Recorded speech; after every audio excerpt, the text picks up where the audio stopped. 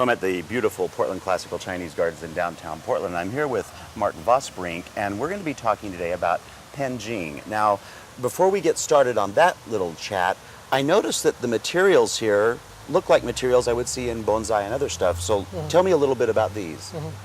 Well, the Penjing and bonsai, as well as the garden, are concerned with using unusual rocks and plant material and combining them. So it's just a different way of interpreting how we're going to combine them.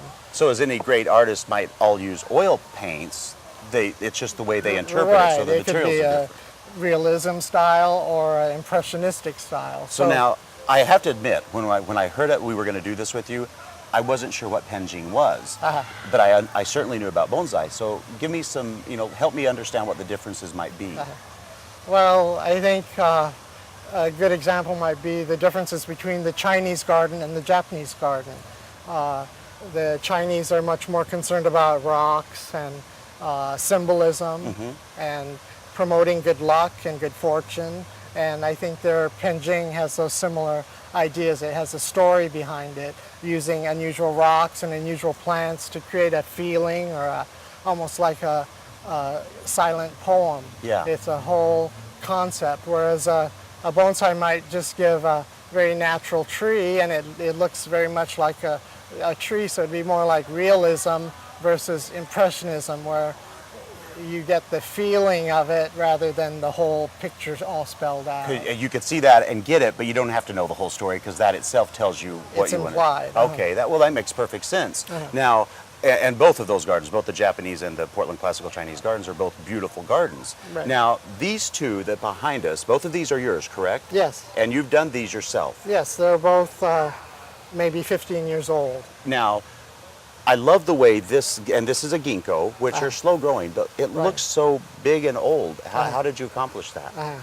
Well, I took 4 little plants and braided them together. You can see how they've actually melded into each other, so it gives a more interesting trunk, and it happens much quicker that way. Nice, nice. And I've got to ask you, Mark, when creating this as a Penjing, what was the story you were telling? Did you have a thought process going into it?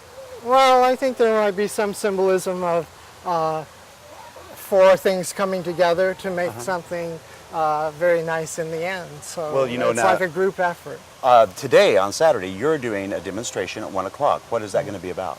Well, we will take raw material and rocks and put them together and create a little scene, and that's the essence of Penjing. It's almost like making a painting, but we're using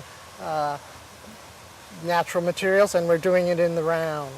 Now, if for some reason people can't get to that on Saturday at 1, the demonstration of things, though, will be up through Wednesday at the Portland Classical Chinese Gardens, correct? Yes, we'll have the display set up through the Wednesday following Father's Day. So the demonstrations from 1 to 3 on Saturday, and the rest of the exhibits open during the garden hours. And if I wanted to, if there were specific tools and stuff I needed, would they be for sale during that time? Yes, we'll have plants and tools that are good for people making Penjing. So.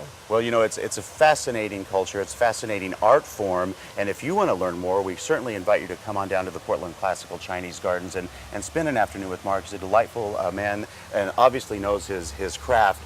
Such a pleasure to see you, and Yes. I look forward to seeing more of this stuff. Thank you, Mark. Yes, please come.